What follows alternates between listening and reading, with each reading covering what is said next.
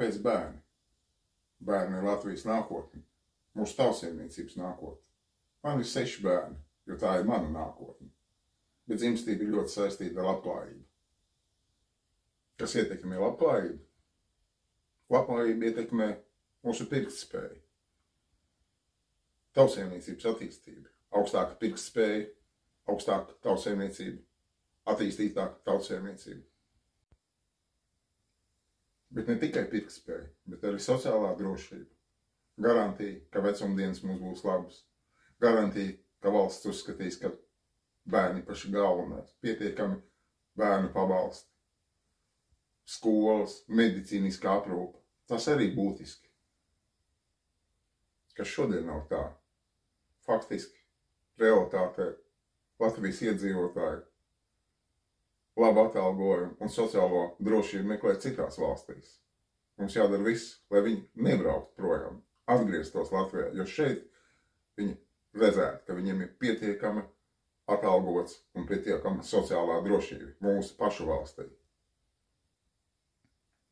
Kur tās kļūdas pielaistas?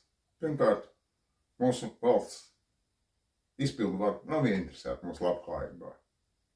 Un tas ir novedis pie tā, ka mēs esam šos pēdējos 10 gadus naudas, kurā ieguldīt jaunu darba vietu radīšanā, esam ieguldījuši faktiski būvēs, ceļot būves, kuras pēc tam faktiski arī neizmantojam, vai daudzos gadījumos viņas ir pārlieku sadārdzinātas. Ko mēs varētu šodien darīt? Pirmais un galvenais, lai mūsu valsts izpildvara, ministra kabinets ir profesionāli motivēti mūsu labklājībā. Tas ir pats galvenais. Nākamais mums jāsamazina deputātu skaits mūsu saimā līdz administratīvo rajonu skaitam. Vēl nākamais, mums jābūt vienai atbildīgai personai Latvijā, kas atbild par iedzīvotāju situāciju. Tautas vēlētam prezidentam. Vēl mūsu tiesu sistēmai jābūt tendētai uz taisnīgumu, nevis likuma punktu interpretāciju.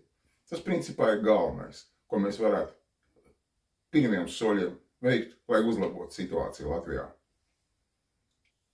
Vai es ticu, ka to var vērst par labu? Jā, ticu. Jo mūsu gēni ir vēsturi parādījusi. Latviešu strēlnieki izmainīja cariskās Krievijas pārvaldes sistēmu. Kurši izmainīja Zviedru galvaspilsētas atrašanās vietu.